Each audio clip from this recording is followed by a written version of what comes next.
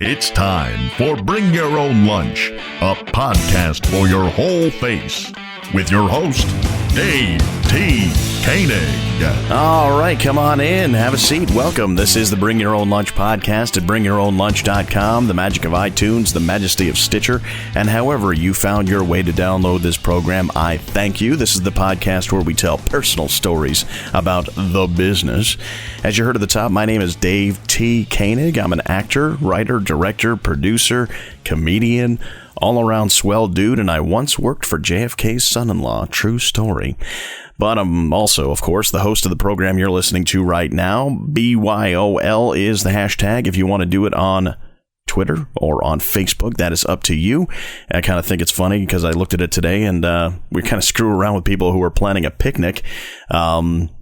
But they'll be fine. Who cares? We're all in it together. And if you can't suss out the difference between this podcast and planning a picnic, well, then that's probably on you. My guest this week is a guy named Ronnie Fleming. Really good guy.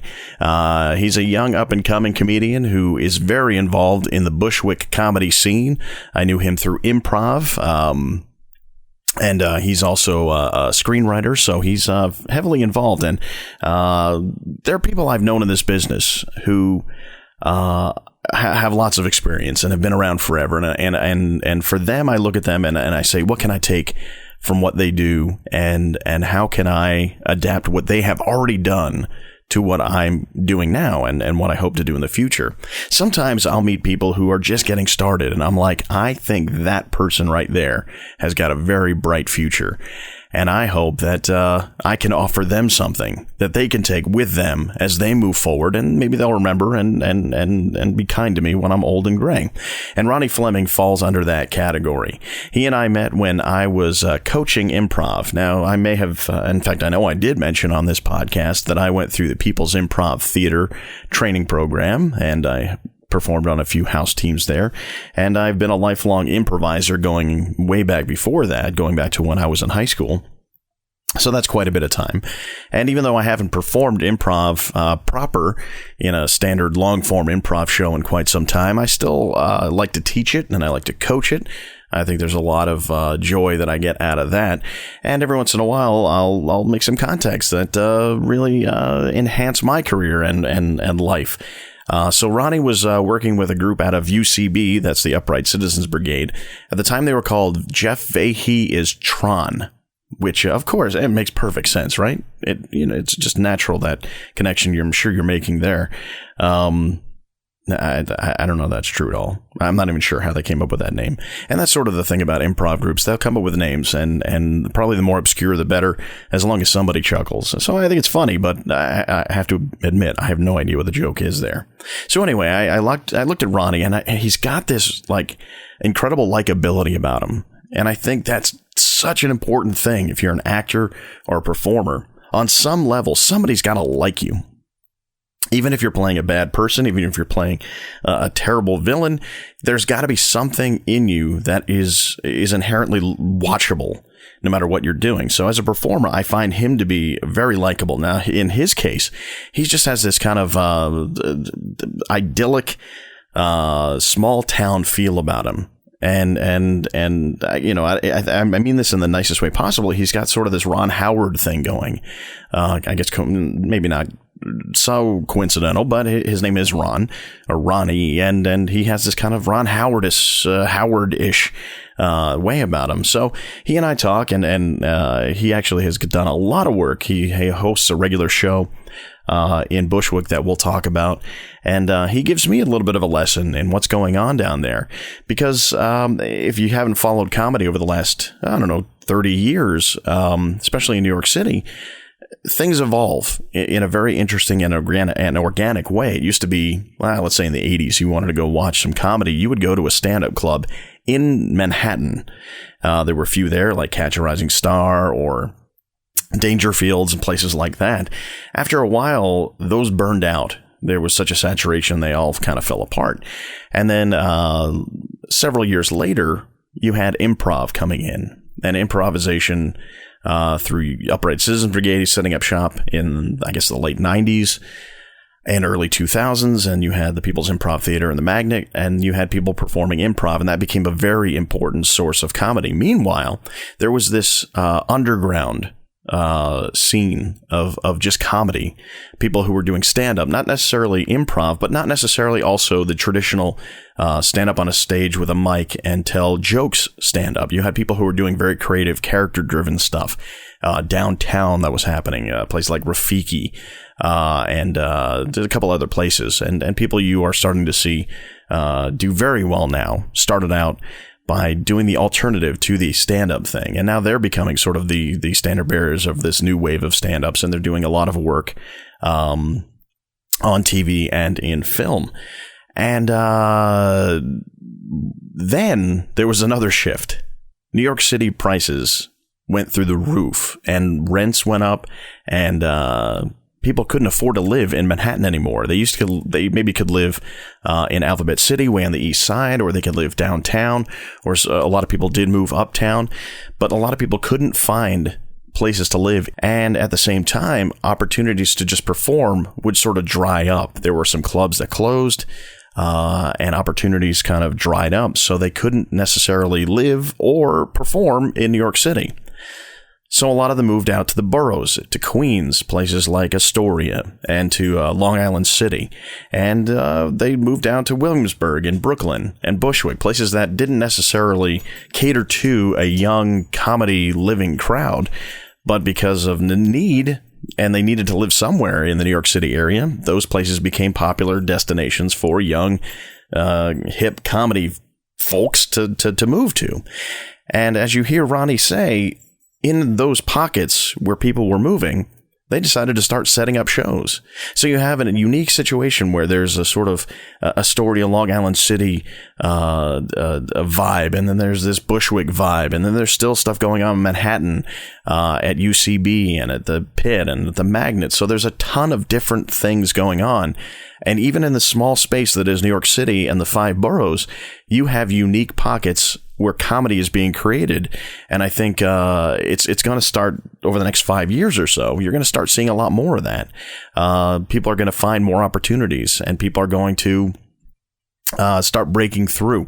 I don't know if you saw the season premiere of Saturday Night Live, but there was a young guy named Pete Davidson, who's amazingly 20 years old, but he is now a featured player on Saturday Night Live, and he started in New York City, and he went through all the rigmarole of being a stand-up and finding places to perform, and now he's on TV, and you're seeing that more and more. And as a fan of comedy and as somebody who's in the business, I'm going to keep watching that, and maybe you will too. Got people, before we get to Ronnie's interview, we're going to have some people to thank. Of course, Banuba.net. Go check out where they will be. Those are the folks that provide the music at the beginning, middle, and end of this show, and this show would not be this show without them. Tonight, as I record this, we have the New York Short Film Shootout, number 3 at the Treehouse Theater in New York City, 154 West 29th Street. Probably by the time you're listening to this, that event will be over, but it's an ongoing thing. We're doing it every month, and we're showing a lot of good short films, and you can get on board. Send us an email to submissions@nysfso.com and send us your film under 15 minutes or so, any genre, any year, and it might be part of the next New York Short Film Shootout. And Treehouse Theater is where we will be. Treehouse Theater NYC.com is where you can find out information about that venue. And by the way, I only found out just a few minutes ago that today is National Podcast Day. What that means, I have no idea, but I'm doing a podcast, and I'm happy to do it, and I'm happy to take part in the celebration that is National Podcast Day, the very day that I record this week's episode and bring it to you. Oh, and hey, of course, I would be silly if I didn't actually mention our own website, bringyourownlunch.com. As you probably understand, podcasting, since we are talking about National Podcast Day, it's not a lot of money right now. These are done out of labors of love. And As such, I'm doing my best to bring it to you free of charge every week. And while I am trying to work on some ways to help make this thing make some money and keep going, pay for production costs and such, I do depend on you to help me out. But I can ask you to do that without really spending any money. So that if you really want to support this show, the best thing you can do is rate, review, subscribe on iTunes. Tell your friends about it. Tell anybody you know about it. Tell people you don't know about it. Just go running around on the streets saying, bring your own lunch, and hurts my girts, and don't react. And just help spread the word, because that's what will help this thing grow into a bigger thing than it is as we speak right now. And, I'll appreciate it. All right, let's get into it with Ronnie Fleming, actor, comedian, fun guy. Felon? No, he's not a felon. But you'll hear the story of how he got into a little trouble with the police one time. But he's the least likely person, I think, to ever get in trouble. But I think you're going to enjoy hearing about about Ronnie's stuff and what he'll be doing moving forward as he embarks on a really promising career. Enjoy. Have you noticed that headphone cords now are insanely short? Yeah. Like, what kind of headphones? Those are like those skull candy kind? Yeah, like skull candy. And I have just, basic pair of Sonys, and they're like 2 feet long. Yeah. Why? I don't know. Maybe they're getting caught in something. I didn't think of that. But we're not using earbuds. We're using studio kind of headphones. So who's getting caught in this kind of thing? I don't know who they're after, Dave. They're after somebody. So Ronnie Fleming of Bushwick, the mean streets of Brooklyn, New York. That's right. When you told me, we're at your apartment, and I guess it's not too much of a giveaway to say you're in Bushwick. We're sitting in Bushwick right now. Yeah. Because it's kind of big. Yeah. I don't think anyone's and no one's coming after me. No. Well, Sony and the Skull Candy people, now, that's who they're after. I'm making a lot of enemies so far there, Dave. So when I was like, I'm going to Bushwick, and I haven't been to Bushwick in a while, but that's become the vogue thing to do, Bushwick, isn't it? Yeah, it's like I think for a long time it was Williamsburg, and then it's eventually just pushed farther down the L train, and then eventually it'd be Ridgewood, and then I don't know where people are going to go after that. I don't know, something like Georgia, I guess, if they keep going south. Yeah, just continue. How long have you been here? I've been here for 2.5 years. And has it changed in the time you've been here? It has. It's like a lot more bars have been coming up, and a lot more comedy venues too. Right. And that's a big thing. Totally, yeah. Especially for you. Yeah. I'm sure it makes it a lot easier to just go hit some spots, right? It's great, yeah. It's like I just can go from one place to another and kind of like be there in 5 minutes. Yeah, you used to have to be in Manhattan to do that. Right. And now, and if you're coming from New Jersey, right, it's like it's gotten harder because you have to go to Brooklyn these days, or there's a couple places in Queens. It's like there's so many different sects and like so many different scenes to the comedy world. I think now it's like there's like the Bushwick scene elsewhere in like Lower Manhattan, and then like the actual clubs and stuff. I don't know. It's if you're outside, I think it's got to be harder to live outside of New York. Yeah, definitely. Oh, I can say from experience, but how would you classify the Bushwick scene? Mostly it's people that live in Bushwick, and then, a lot of us run shows and we just do each other's shows, or it just kind of like, it's a lot of like really interesting, not just stand-up shows, but variety shows. And, there's also one that was, they would get these, I forget what it was called.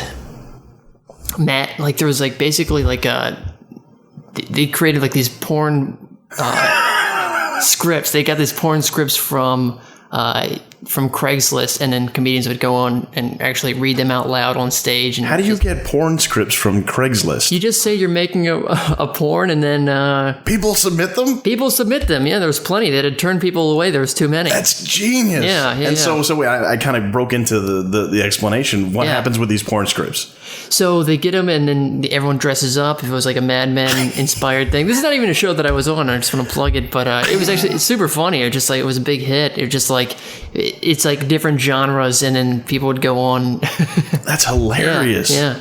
I see. That's what I think New York and Manhattan used to have a lot of these downtown clubs where people would do experimental stuff. And that was where a lot of today's like more popular comedians came out of. Right. But now there's so much happening in a place, let's say like Bushwick, where I guess out of necessity, people are staying closer to their place where they live and doing a lot of out there creative stuff. I'm guessing, I mean, you said everybody runs shows. I'm guessing there's not a lot of money in the actual running of a show any more than there ever was. But they're saying it sounds to be a lot of creative stuff going on. Yeah. It's like, it's great. It's also like competitive, and it's like you know, everyone's writing new stuff, so it's like you gotta be on your game, or else you just like feel like crap, I don't belong here. You know, you just gotta continue like to write new stuff and challenge yourself, and it's good in that way. Yeah, it's great. It sounds. I mean, it's like the kind of thing, or going even like beyond comedy to like music in the 60s and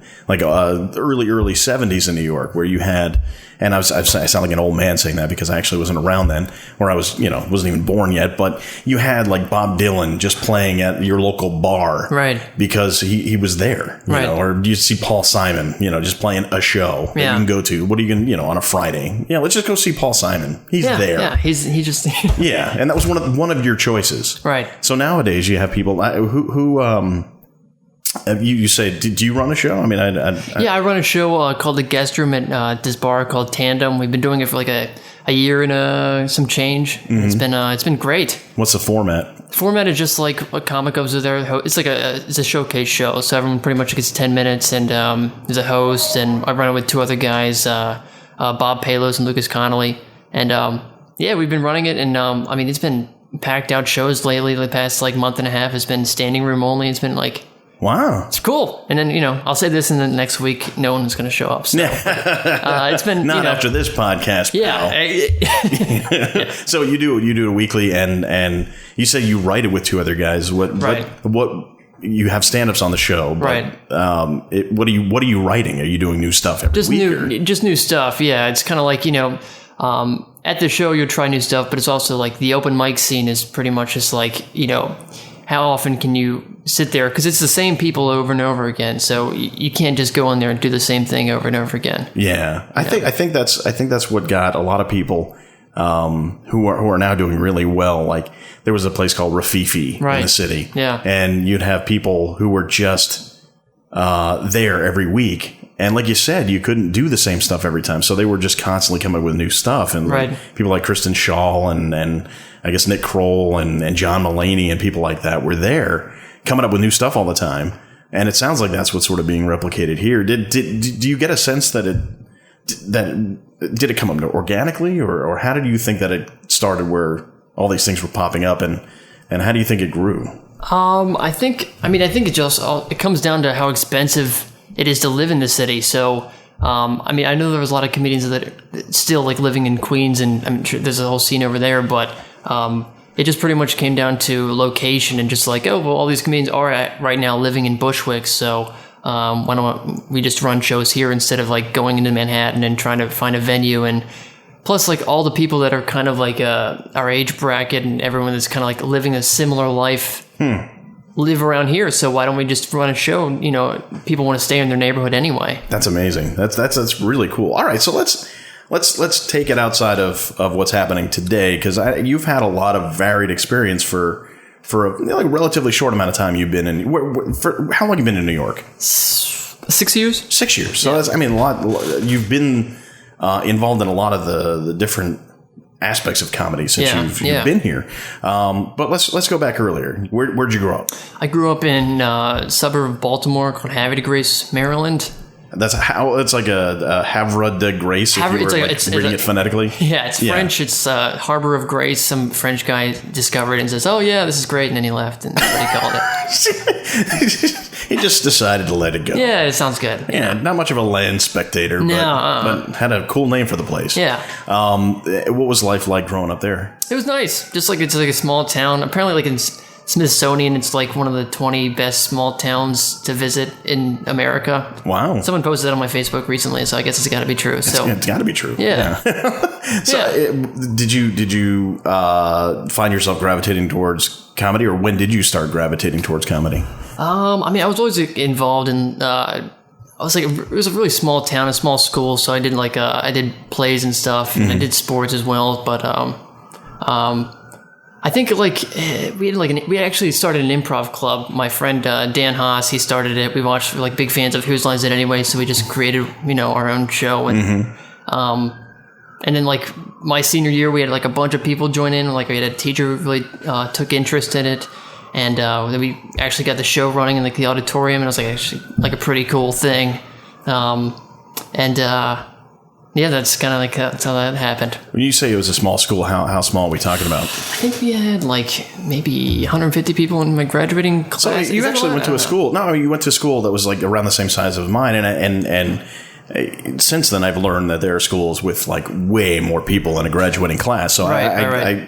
I have had a very similar high school experience as yours, because you did theater, and it was that was the theater stuff in town. It wasn't there was 1,000 people doing it. There was the group that was doing it, and you had the opportunity to create stuff that. And actually we did the same thing with the improv, because we were big fans of Whose Line, but we were fans of the original one from the UK. So, but it's a similar thing. I don't think we ever talked about that in the time I've known you. No. So that was high school, and then home. Did anybody at home was anybody a big fan of comedy, or? I knew my dad was a big fan of Seinfeld, so he would just watch Seinfeld all the time. And not other than that, not really. Yeah. My sister, she was a big theater person. She was did all the plays and stuff. Anybody from high school also go into any area of performing, or? No, I don't think so. No, nobody's up here, so it was just... Nobody, my buddy Dan, actually, he was here briefly. He went to Marymount, Manhattan, then he went back. But he was... we also did stuff at, the Washington Improv Theater. Once we got to college and stuff, we would drive down and do that kind of thing. Yeah, where'd you go to school, college? I just went to community college in town, and then once I moved to New York, went to New York Film Academy. Okay. So you didn't actually necessarily, obviously you didn't go to college you didn't go to a big theater program. No, not at all. And that's sort of been the trend I've noticed to people really? I have on this. And maybe that's something that is a common ground that I can speak with people who, if you didn't go to a big theater school, I think maybe I just have a sense of you didn't. Yeah. Whatever you would call that. It's the I didn't go to theater school version of gaydar. I must sense it out in somebody. It's really? You're a kindred spirit. So let's chat. So you went to community. Was there anything specific you were studying in community college? Or? English. I was an English major. Okay. Yeah. So and then you decided to just come up to. Tell me about the thought process of going from community college up to New York City, which is a big thing. Had you been to New York City when you were younger? No, the only time it was ever actually to visit my friend Dan when he was already here. So he kind of came here, and I was like, oh man, this is kind of interesting. This is also the first person that I knew. Oh, he could do it. Maybe I could do it also. It was also after I graduated high school. Like I said, my teachers, the guy Mark Cummins and his wife Deb, they were kind of took myself and another person under their wing, and we kind of wrote screenplays and stuff, and it was just kind of this. Yeah, it was really neat. It was we made this movie in senior year, and we're maybe we actually try to make this into a feature film, and then so we just So you had a lot of support. I mean, it's people pushing you in a good direction. It's really nice because other than that, I was kind of sorry about that. That's all right. I was just kind of drifting aimlessly. I didn't. Doing terrible in school, getting in trouble, and they were just you got a thing, you can do something, That's great. Yeah. To have somebody like that. What kind of trouble are we talking about, though? Let's see. I got arrested once for... Are you kidding? Yeah. What's funny is because you say you come from one of the best places on earth to grow up, and obviously people can't see this because it's a podcast, but you have this demeanor about you that is just so peaceful and likable. Yeah, I've told you that. Yeah. Because your likability is big time. So what did you get arrested for? A buddy of mine, we skipped school one day and We're like, all right, we're skipping school. Which school are we talking about? High school. You skipped high school. Okay. So we made some bombs, and that got us in a lot of trouble. All right, you're gonna have to elaborate if you're not kidding. Yeah, no, we made some bombs. What bombs? These are like 2-liter bottles. Some I don't need to tell the podcast audience how to make a bomb. No, okay, but it's like it's the kind of, because a bomb can be a very that's a very inflammatory word. Sure, these are Forgive like, the pun. Yeah. Okay. Think about like bottle rockets. It just like it's in a 2-liter bottle. It expands and it explodes. You know. Okay, I have a feeling of what you're talking about. But I'm not gonna. Like you said, it's best we don't educate anybody on how to do this at home. Yeah, they can find out this. But it was on the child or teenager prank end of stuff. Not like we have a grudge against anybody in school. No. Kind of. Yeah, okay, no. Yeah. Sorry. Yeah. No, I just want to make don't sure. lead you astray here. No, it was not only that. I don't want to ruin your reputation in one day. You know, it's like. I heard that Ronnie Fleming. He's kind of wearing dark clothes today. Maybe we should be worried. No. So you have. You so now you have a record. How did you? Okay, it was you did these things with these IEDs. Yeah. And now what happened? So we basically we made these little bottle rockets. One of them didn't explode, and we see like a car come by, and we freak out because we're skipping school, and so we're driving away, and we're going like 65 miles an hour down this winding road.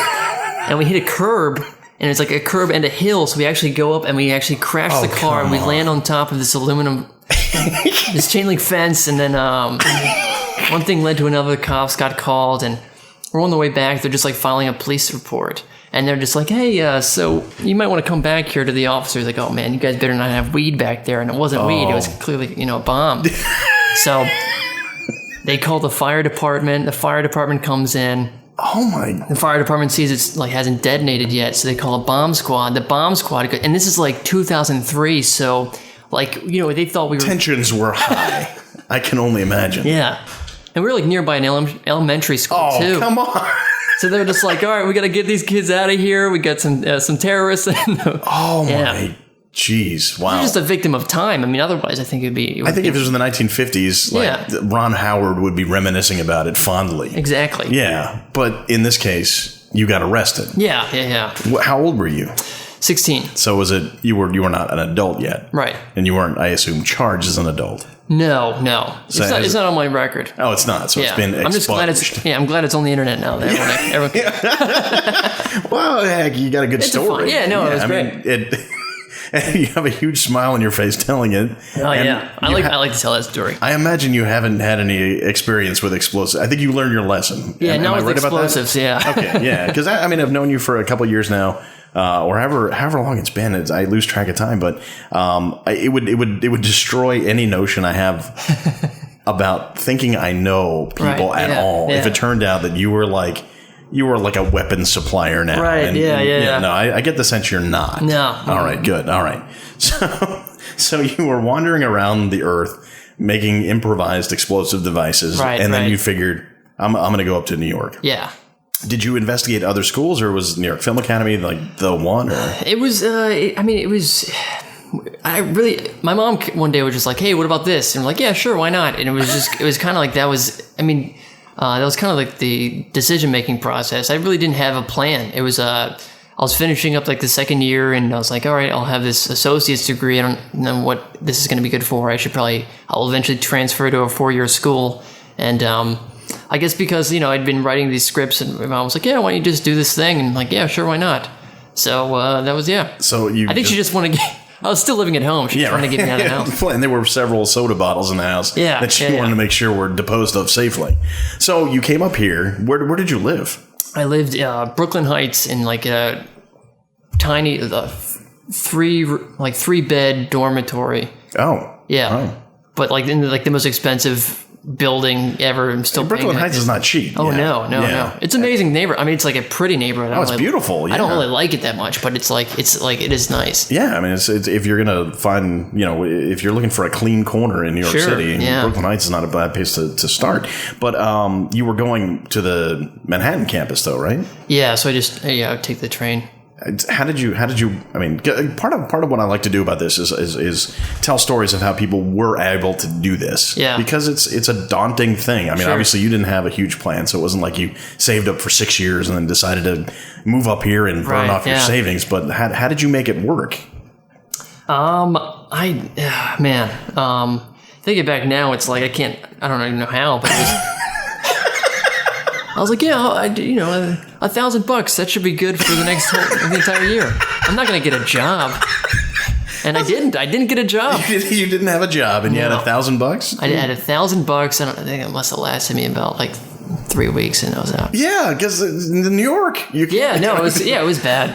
I mean, transportation alone. Yeah. I mean, yeah, exactly. But you made it stick somehow. Yeah, I mean, it was also like I'd be like, my parents would send me some cash. So they were super supportive, which is great. Yeah, they're great. They're great, good people. And the program itself. Now, I did when I was starting out. Right. If you're not familiar, New York Film Academy is a film school that is definitely, they basically just specialize in teaching people how to work a camera and be involved in the technical aspects. And from my experience working with some of those filmmakers as an actor starting out, because they gave opportunities to people to just get some experience in front of a camera. It seemed like they were getting a good foundation education on how to use the equipment. I mean, what was your experience like, though? I don't know. I've heard like some varying things about it. I mean, I was in the writing program, so pretty much it's kind of hard not. I mean, it was just like, all right, go write this thing. Like, come back with 50 pages, and so it was like it. I don't know how I've heard like terrible things. People didn't like certain programs and stuff. So I don't know. I can't really speak on that. But for the writing program, it was like, you can't really mess that up. It's like the whole thing is like the discipline of writing, and that's what I got out of it, which is sort of like, I'm going to lock myself in the room, not sleep for a few days, and churn out the script. You're going to Barton that thing up. Yeah, right. Exactly. So, what were some of the stuff that really stuck with you? Anything? Just the fact that like you can churn out like a large amount of things. Like you can just you can be as productive as you need to be. So I mean, I wrote 2 scripts in 1 year and television pilot. I mean, this is all this stuff now. If I look back on it, it's gonna be like garbage. But it was just like, at least you can get to like 95 pages and then. Well, it's like it's a 10,000 hours principle where if you just do it enough, eventually you get good at it. I mean, you might not want to look at that stuff you started off doing, but you at least have. It's like just muscle memory of having done it. So that it's like a lot of good like Joseph Campbell stuff and just like story structure that like kind of stuck with me. And if I wanted to write again, yeah. Is there anything that you came up with back then? You're like, at least conceptually, you're like, I should have done some more with that. I mean, there's like some cool scenes I think I wrote, and then surrounded by things that weren't very good. But I was like, I look back on that, and like that was actually pretty interesting. Well, there you go. Yeah. How long was that program? I was just there for a year. For a year. Yeah. And when that ended, I mean, as opposed to going to, let's say, a formal college, right? Was there any sort of ceremony, or was it just like you just finished? There was like we had like a graduation ceremony where so you didn't graduate. Where we read like some of your stuff, like the actors would come in and actually read a scene. Which I thought that was pretty interesting. Okay. Yeah. The best thing about that was at the end of the night, we're all like drinking wine and stuff, and I was like going back, like they needed something like some paper clips or something. So I was like, all right, I'll go back here, where the guy, the receptionist was, and I'd go back there and I'll start doing impressions of the guy that worked behind the counter, right?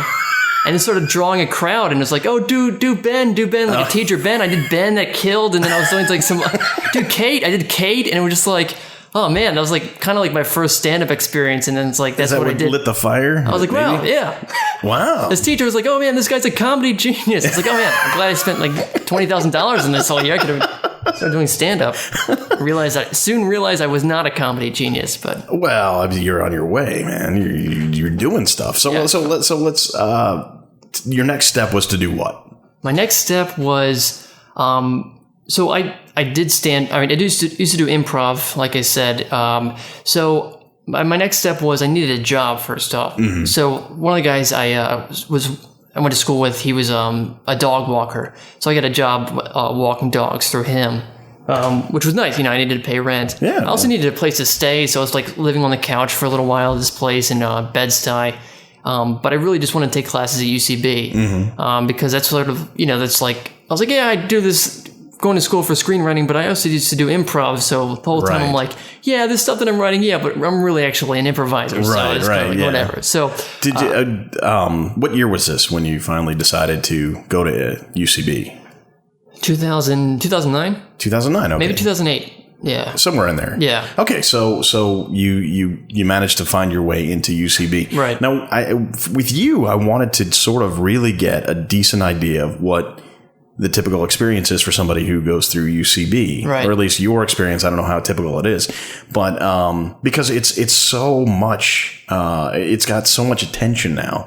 Not just as a place where people learn how to do comedy, but people are referring to it as one of the best schools for performance in the country.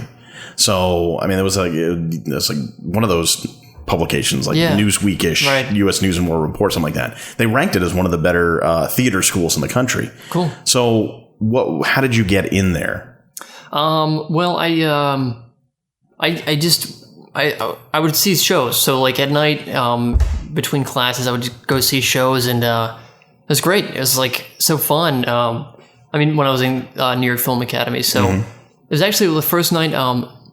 I knew somebody that was in New York. He's like, hey, let's go see like a UCB show. I was like, all right, yeah, sure, why not? And we went to ASCAT, and this was first performance I'd seen in New York. And it's like week 2 or something of living in New York. And we go to ASCAT, and that's like a show where they do like there's like a celebrity that comes out each week, and open the door. It's like, oh, Robin Williams is here. So I actually saw like Robin Williams that is like, you're literally Robin Williams was the guy. Yeah. So wow. Like, I'm sitting on the floor as like Robin Williams comes out, and there's this like, and he's improvising with all like the best, improvisers at UCB. Who else was in the show at that time? I think Atamanik was there, Chris Gethard, maybe not Atamanik, but I'm trying. I can't remember, but definitely Chris Gethard.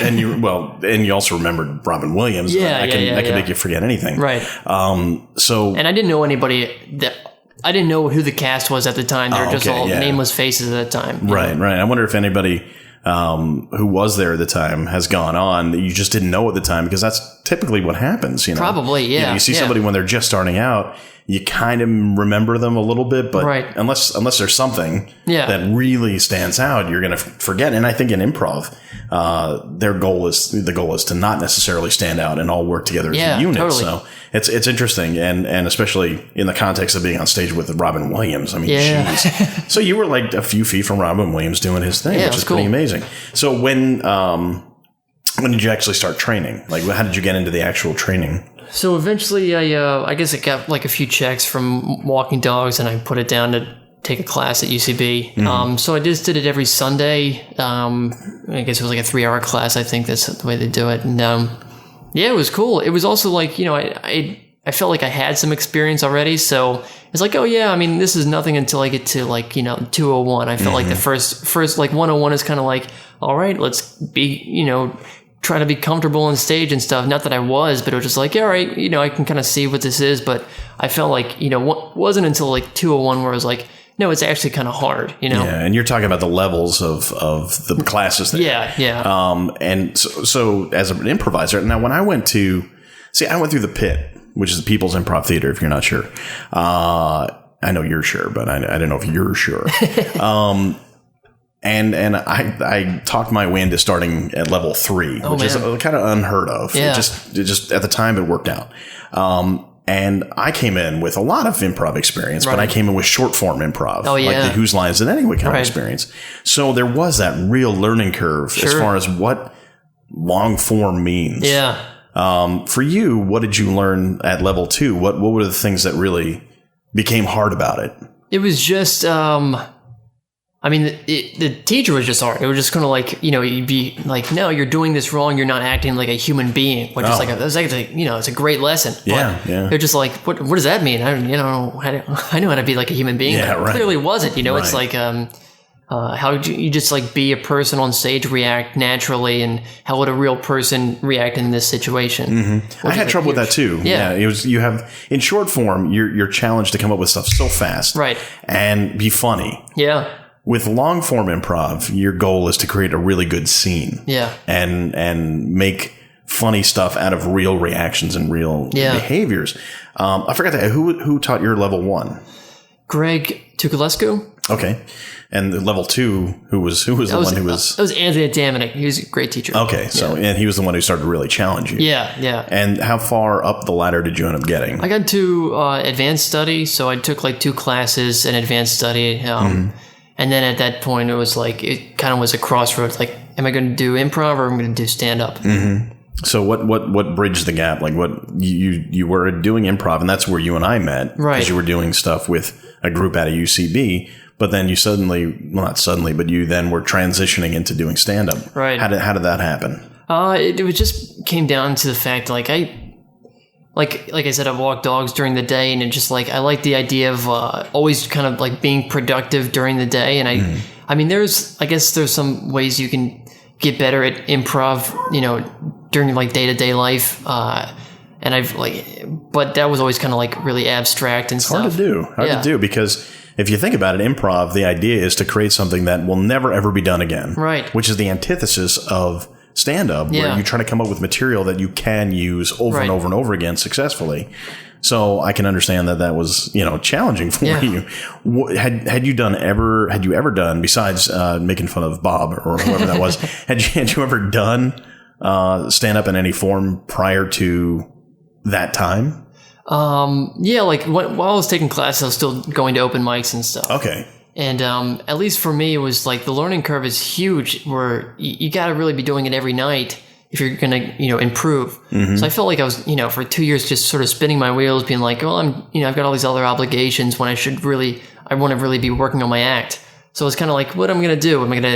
I love doing improv. It's really fun and stuff. And it's also the fact that it only happens once. That's also a problem, because it's like, I can't recreate this. Yeah. So, again, that's something similar that I felt. It's like that was frustrating for me too. Yeah. Where it's like I use improv a lot to write, but that's to have a finished product. Right. You want to be able to bring that finished product to somebody. Yeah. And if it's really awesome that one time, it's great as an artistic piece, but it's like, come on, let's use this again. Come on. Yeah. It's good stuff. Right. Keep working with it. You just had a show recently at the Pit, right? I saw something on Facebook. This might even I did a show that I think I talked about on the podcast, where it was I'm terrible for not remembering what it's called. No, Guess Who's Coming to the Stage was what it was called. And it was improvised, but it was like stand up because you were on the stage by yourself coming up with funny stuff. Oh, that's cool. Which is great, So it was a little bit different from the standard improv show. And I find myself harder and harder to like get back into the idea of doing like 8 people on a stage doing an improv set kind of thing. But I really still seek out experiences where I can improvise. It's so fun. I don't look at myself as an improviser. I look at myself as somebody who really likes to use what I learned from improvisation, from improv in what I do. Right. So what do you bring from improv into stand-up now? Not a lot, I don't think, actually. No. It doesn't feel like it's a lot. It's I guess there's like, there's riffing and stuff, but that doesn't feel like improv felt at all. Sometimes it is the funniest thing is your real reaction. So if something strange happens when you're on stage and you actually react like honestly, I guess that sometimes can get a laugh. Yeah, I can see that, sure. But no, I feel like improv is closer to acting than stand-up is. Wait, I don't know what I just said, but acting and improv can be very similar. Acting and stand-up can be very similar. Yeah. But both of them rely a little bit on that idea of improv being the natural reaction to a situation. Yeah. So I can see how they all, and for me, I try to use all of them at the same time. And some of the best experiences I've had where you can rely on all of those skills at the same time, which is awesome. What was your first stand-up experience like? And I'm not talking about the Bob thing. Yeah, no. It was at a place called Comics. It's not there anymore. Oh, with the X. Yeah. It was on 14th Street? 14th Street. Went to an open mic, and I was that guy who brought all his friends. And the Bringer show. Yeah. It wasn't even a Bringer show. It was an open mic. I was just like, guys, check me out. And I thought I did great, but it was also all my friends were there. And then, they're very supportive. Yeah. That was the first time I did it. Mm-hmm. And then I just went back and that stuff stopped working. So I had to write new stuff. You had to write new stuff. That experience, it was an open mic. Yeah. And I guess then they weren't required to do anything. You weren't required to bring an audience. You weren't required to do anything, I guess. Right. The typical open mic for somebody who has never been to an open mic. Yeah. What is it? Explain what that's like for somebody. It is, if you've never been there, it probably feels like there's a large group of people that all know each other and will laugh at their, friends' stuff. And you usually kind of like feel like an outsider, and then you try some stuff and it's like, oh, this is barely getting a reaction. You're probably like way buried on the list, like everyone does their stuff and maybe they'll wait a comic or two and then leave. And then by the time you go up there's only 3 people left and you've wasted your evening. That's what an open mic is. Yeah. I liken it to, if you really are serious about doing stand-up comedy, you have to, like you said earlier, you have to do it every night. Right. You got to be out there doing it. Because otherwise, what you're going to find is like, you're going to get that same experience. You're going to feel like the outsider who's not really in on it. And whenever I've done open mics, and I've done a bunch, you feel like nobody is there to actually have a good time. Yeah. I don't know if you felt that. Yeah, I mean, it feels like... I should specify. Nobody's there to have a good time watching comedy. No, I mean, they're not, I feel like everyone's there to work. So it's just sort of like, it's kind of like, we got to do this. So, I feel like maybe you won't get as open a reaction, but I feel like maybe you'll get a more honest reaction. So, maybe there's also things that won't work in an open mic that will work with a regular crowd. And vice versa. There's stuff that only will work at an open mic, and then regular people are just like, this is terrible. Right. Because I guess it's like, in a way, it's sort of like jazz. Yeah. Because if you go to a jazz club and you're surrounded by people who know jazz, what they'll hear in the songs is very different from what a typical music fan will hear. But if you try to play that same jazz in front of like a non-jazz crowd, they're going to be like, what the hell is this? I never thought about that. That's actually a pretty good point. In fact, like what I had done a bunch of like open mics, and I was like, ugh. And the best thing I could think is like, this is like playing scales on the piano. You have to do it to build up muscle memory, but you can't expect people to laugh. And you have to just feel good about what you're doing. Yeah. And then I did like one spot at Stand Up New York as a check spot. A friend of mine gave it to me as a favor or just like to be nice. And it was like the smallest thing I did was huge. Yeah. Like I was like, wait, you're reacting? You enjoy this? Are you kidding me? Oh yeah. And that's like, if you could skip all that other stuff and just go in front of the people who are there paying to laugh, I'd be so happy. Totally. But you just can't do that. Yeah. And I think part of it is building those relationships with people who like you're building relationships with now. Right. And I could be wrong about this. Like what's going on in Bushwick, I'm sure you're working with a lot of people who are there all the time. In fact, you mentioned they're there all the time. Like, who are some of the people who you think are going to be there for, in it and we're going to start to know after a little while? Let's see. So many funny comics. Like 2 of the guys, like I said, Lucas and Bob, they're super funny. They're like guys I would work with and kind of like, let's see. Kyle Ayers, he's the guy that runs that show, the porn show. Yeah. What's his name? Kyle Ayers, super funny Ayers, comic. Yeah. Like, you guys look at all these guys up. Yeah. I'm figuring we just give everybody Ari Fendling, press. Andrew Collin, Ryan Beck. Yeah, now I'm going to feel bad if I don't mention some people. No, we'll get back to it at some point on the next time you visit the show. But you're not excluding anybody, but you're just identifying who you think. Now, what about them stands out to you? Just like they're around a lot. They perform all the time. Always like really like always solid, funny material. It's always good. Mm-hmm. So I think that's just like a comic. You see a comic who's really funny. It's like, oh yeah, this person's really funny. So you just get that sense. Yeah. It's interesting. It's hard to put your finger on it, but you just know it when you see it. Sure. Yeah. Yeah. So I know that in addition to the comedy stuff, you've also been involved in doing some film work, which is great. You did one feature right around the time that I was working with you in improv. So tell me about that one. It's called Straight On Till Morning. It was an ensemble movie, and we like you said, I met a few people in UCB, became good friends, did a lot of improv with a bunch of people, and basically like Bridget and Matt, two people that are involved in the film, were they all went to film school together with a large group of people, and they all became really good friends. There were also like the characters. They were based. A lot of people were based on people that I actually knew. That was part of this group. So who wrote the script actually? Ryan Jeffrey also directed it. And did he know that group? Yeah, he's a part of the group. So, okay, so he based all the characters on that on other people group, and people they knew. Okay, sure. Obviously, there's a lot of like creativity and other things that were involved in that too. It wasn't just like solely based like, oh yeah, you're playing that guy, but it's right. Just give me a basic idea what the film's about.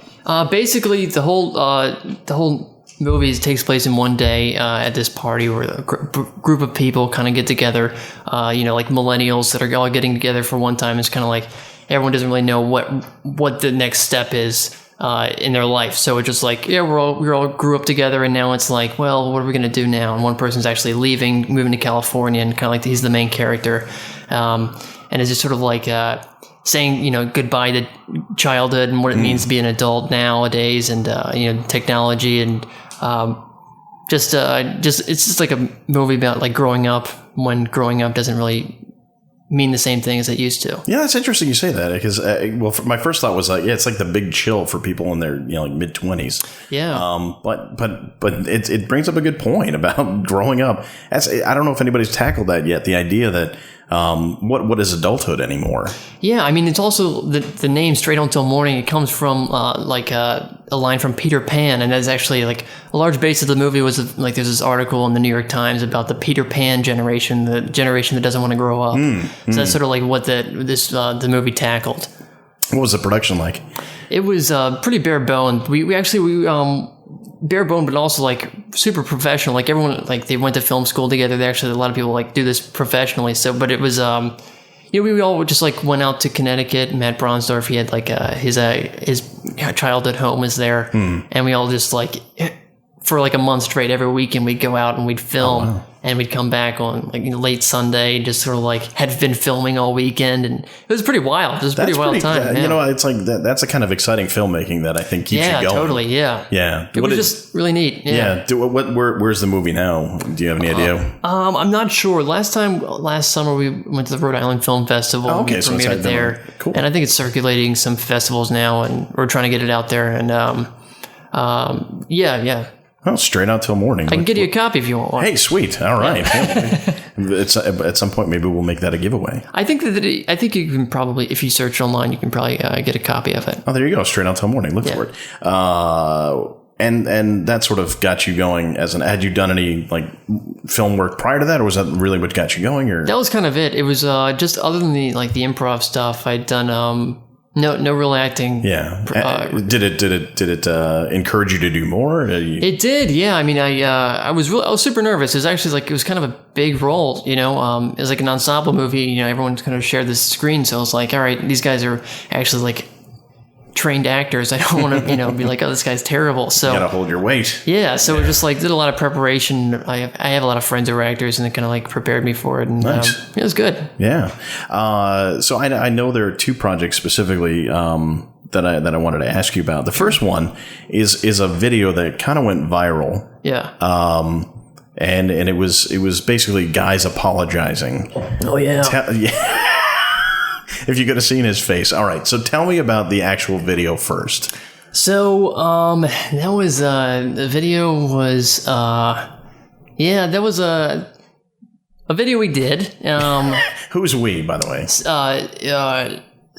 Stephen Parkhurst. He's a guy who directed it. We've done a few projects before. He's also a part of the group that I went to school together. Okay. And, so, wrote the script, and this is like it's the third of, like I said, two different projects. I'm sure you're bringing up the other one, right? The Millennials video. Well, actually, we'll get into that. Yeah. But, okay. But this is the one I really wanted to like. Yeah. So this is the third one, and I don't know. It was I guess it was a big bomb. I think. What was the gist, though? The gist was white guys, we suck and we're sorry. That was the idea. And the idea being. being like, because it was in response to a lot of news stories. Yeah, it was a lot of things that were going around. Right. So it was. I guess it was a response to the video. That Harvard guy who was like, "I'm not going to apologize for white privilege and stuff." Right. So it was kind of like, yeah. So it was kind of like supposed to be like an FU to that guy and kind of like a little tongue in cheek. Yeah. And so what? Okay. So from my perspective, it looked like you guys put together a video that was a response. Yeah. To this viral video of this guy who was kind of being a dick. Yeah. And there was some like earnestness to it, yet you could tell that it was sort of taking a shot at this dude. Yeah. And you basically were saying, white males treat other people horribly. Right. And I think it was directed toward women, right? It was directed toward. It was pretty broad. It was broad, like okay, women. Yeah. It's been a while since I've seen it, but yeah. So it was like you guys were apologizing as white guys for what white guys do to many, many people, which is fair. We have to own up to that as a group we suck. But the reaction, you guys got a lot of heat for it. Yeah, we got a lot of heat. What happened? Put it out, and just like people hated it. First, they had to shut down the comments just because there are too many death threats. I don't mean to laugh at death threats, but geez, come on. It's really funny in that if you have somebody who is, let's say, a white guy, sure, and he puts out a video that's comedy, sure, and it takes very sharp shots at people who are, let's say, minorities, sure. If there's any blowback at all from it, right? People are so up in arms saying, it's comedy. You should know it's comedy. Therefore, I should be able to say anything. But the second that you guys take shots at the white guys... That is true. That's like death threats. That is a true. Yeah, I mean, that's which is kind of stupid. Yeah, I think that some people didn't take it as comedy, and I think that I do think that a lot of people overreacted to it. You think? Yeah. The one good thing about it, and I don't know, it was, I guess I'm kind of conflicted about it, but the best thing to come out of it was that Glen Beck got really mad. And you can't, but that justifies all of it. I guess so. So what did Glen Beck say? He was like, he just like put out like different people that were evil throughout history. He's like, this guy, or like, let's see, I forget exactly what he said. It's pretty much like Abraham Lincoln. He was white. He wasn't. Should he apologize? You guys can look it up the rant online. I got such a charge out of the fact that people were up in arms about people daring to say something negative. Yeah. White people. It's just so backwards. It was, and I guess Stephen Dibs was like, there might be some backlash to it, and he wasn't lying. I don't know. How many people actually watched that video? I think last time I checked, it was like 150,000. And one of them being Glen Beck, who I'm sure. One of them being Glen Beck. Threw away his computer. Lots of thumbs down. Lots of thumbs down. There's also like the funniest thing is that the headline is always like, believe it or not, this is not a sketch on SNL. And then there's also like, white guy's video, satire or not. Come on. Yeah. Well, I don't know. And the funny thing, the worst part is that if we all took a look at ourselves in the mirror, we'd have to admit that we can be dicks. Sure. Yeah. Everyone can be dicks too. I don't know. Yeah, I don't know. But isn't that the whole idea? Is that like comedy? You're supposed to shed light on things in a lighthearted way. Yeah. In order for we can dig down and reach a greater truth. Sure. And the greater truth is that we can be dicks, and we just have to acknowledge it and move on. And I think it just became the title became such a thing that it was like, okay, white guys, we suck and we're sorry is the title. We're not going to actually actually look at the content and what we're actually trying to say, which is kind of like, it was a little bit more subtle than I think people gave it credit for. Nah, screw them. Yeah, fuck everybody, right? So what about the millennials one? That was great. So tell me about that one. So that was the millennials video was the second video that we made, and that was it was called Millennials We Suck and We're Sorry, and And nobody had a problem with that one. No, I mean, actually, well, some people did. The baby boomers did, but who cares? Baby boomers? Why baby boomers? I think they were the target in the video. So anyone, whenever the joke's about them, it's like, whoever the joke's about, that's who gets upset. Yeah, of course, but not to the level that people got upset about the white dudes. Yeah. Man, oh man, it's so funny, man. All right, so the latest thing you're working on is a web series. Yeah, tell me about that. It's called Bushwick Crimes Division. It's a cop show. So my buddy Bob, who's co-producer of the show, he and I are cops in Bushwick, and each episode we solve one of the latest and greatest crimes in the city. Give me an example of the crimes you guys are solving. Well, one episode is graffiti. One is someone's murder. I mean, we don't shy away. So you're going for a real serious crimes here. Serious crimes, but we're also we're idiots. So you're not exactly doing a great job of eliminating the crime problem. Right. So what it's funny. I was going to say that coming to Bushwick, those crimes I'm sure do exist here in Bushwick, graffiti and murder and robbery and stuff. But by the same token, it's like, do you sometimes walk around and just wonder where the hell you are just being in Bushwick? Because I'll give you an example. Sure. Driving out here, I took the BQE, I turned off, and I'm like, I wonder how quickly it'll be obvious I'm in Bushwick.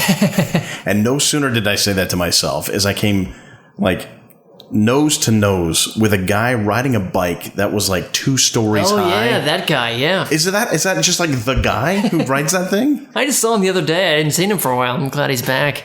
I don't. What? What is that? I don't know. It's you get these 20-somethings in here and just. Can you explain the mentality to me? Because I know I'm getting older and stuff. No, I kind of don't feel like I belong here either. It's you're clean shaven. Yeah. You don't seem to be what I would call the hipster type. So. No, people have called me.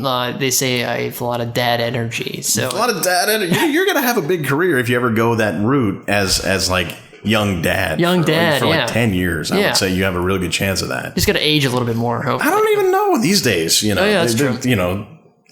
It's all what fits the context. You are young enough, or you are young, but you are old enough to have a child, like a baby. So why not? Embrace it, go with it. But someone from the Baltimore area. Coming up here, seeing what the hell goes on in Bushwick, it's gotta be kind of. Yeah, I mean, what have you seen? Yeah, go ahead. My first year was just sort of living on a couch in Bedside. Everybody was playing music and smoking pot and stuff. It was just that was every night. We're just partying all night, and I was kind of all right, this is kind of what life is, And then everyone, I don't know why I didn't get any tattoos. It just was it's not really for me, It's a rare bout of forethought, I guess. Yeah. Yeah. So it's kind of I feel like I had that rapid thing, and then it was now it's time to be the 45-year-old man that I really am, and kind of judge these young folks and be like, oh God, embrace the loafer in you, embrace the khakis and loafers in you. Exactly. So I don't know. It's strange, but it's just kind of I mean, living in New York, you just see here especially, I guess, but. You just see everything. What's something that really made an impression on you in the last 6 years that you're 6 years. That'll probably remember that for life, something like that. When we were first living in Bed-Stuy, one of my roommates had a boyfriend named Spicoli. That's what. And he was just a big burnout guy, and just and he was I'm Spicoli, but he was just a friendly guy, and apparently they knew each other for a while, and he was he said he was some tattoo artist, and he was going out to New Zealand soon, and he was all right, one day he was just gone. And then later we saw him a month later, and he was actually just a homeless guy. And it's somehow been living with us for the past, you unknowingly 2 months. Lived with a homeless guy. Yeah. Well, I guess by definition that would not be a homeless guy, but yeah. But I mean, that sounds really callous, I hope he's doing well. I just think he would just, I don't know. I think there's something really funny about Spicoli dude just being this saboteur homeless dude. Yeah, yeah. He was just the guy that was always making us drinks and stuff. And you're just yeah.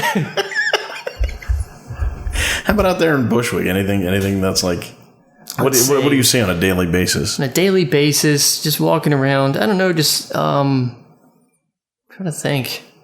Bushwick Open Studios is just, oh man, there's this performance artist that like lives off the L train, and he has like long hair. I forget his name, but he's always in his underwear and playing with like baby toys and stuff, and he's always dancing, and he just and that's just what he does. He just gotta make a living somehow. Yeah, I don't even know if he's making a living, but he's making a happening. Like, this is what he does. That's his thing, man. Yeah.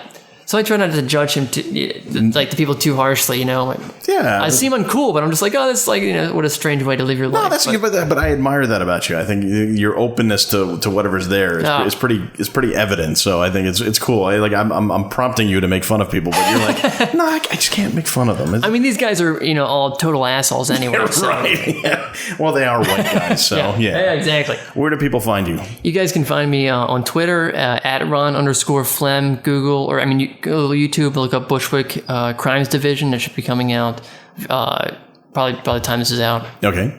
And you don't have a website or anything like that? I don't, but come out to Tandem Bar in Bushwick every Wednesday. Yeah. Plug the show. It's off 236 Troutman Street. We start at 9:30. We always have at least like one or two guys that have been on television, Comedy Central, that kind of thing, and all like the best up-and-coming comics in the city. You should always come by. So please come by. Go check it out. Yeah. Hey, thanks, Ronnie. Yeah, man, that's great. That was great. Yeah. That was great for me.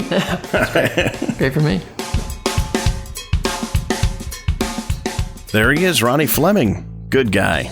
Young, talented, up-and-coming comedian, and that was a fun conversation. If you want to follow Ronnie on Twitter, you can go to @Ron_Flem, Flem. I may have to have a chat with him about his marketing gimmick. But anyway, you can also go to Ronnie's weekly show in Bushwick. The show's called Guest Room. It happens every Wednesday night at 9:30 p.m. at Tandem, which is at 236 Troutman in Brooklyn, New York. Look that up, Google it, and go see some up-and-coming comedians, because if you want to get in on what's hot before it actually gets hot, well, now's the time to do it. Go check out the comedy scene in Bushwick and wherever you happen to may be, because you never know who's going to turn into tomorrow's big superstars. That about does it for another exciting edition of Bring Your Own Lunch. Want to thank Ronnie Fleming for being here, and also want to thank Banuba.net. Go check out where they will be, where they're going, and download some of their music, because they are awesome. Go to nysfso.com and check out the New York Short Film Shootout and find out when we will be doing our next event, considering that you probably are listening to this after the New York Short Film Shootout number 3, since it's happening not long after I record this podcast. And by the way, if you haven't been watching the final season of Boardwalk Empire, season 5, check out episode 3. You see 2 people who have appeared on this podcast. David Neil Levin has a fun recurring bit, and Shay DeLynn has actually got a really amazing role as Arnie Rothstein's wife. Check her out. I think she's in 2 episodes 3 and 4. But anyway, it's not a small source of pride to me that people who have been on this show are now really kicking butt on Boardwalk Empire, one of my favorite shows of all time. Please check us out online, bringyourownlunch.com. You can follow us on Twitter at BYOL Podcast. You can like us a whole lot on Facebook, facebook.com/bringyourownlunch. And please, please, please rate, review, subscribe, tell a friend on iTunes. Share the love, share this podcast, and we'll all shine on. I have no idea what that meant. Happy National Podcast Day. Stay tuned for the Jimmy Jack Cow Punch Hour, followed by Mansour and the Fish. And until next week, when I bring you another fantastic guest on this podcast, this is Dave. I'll see you next Tuesday.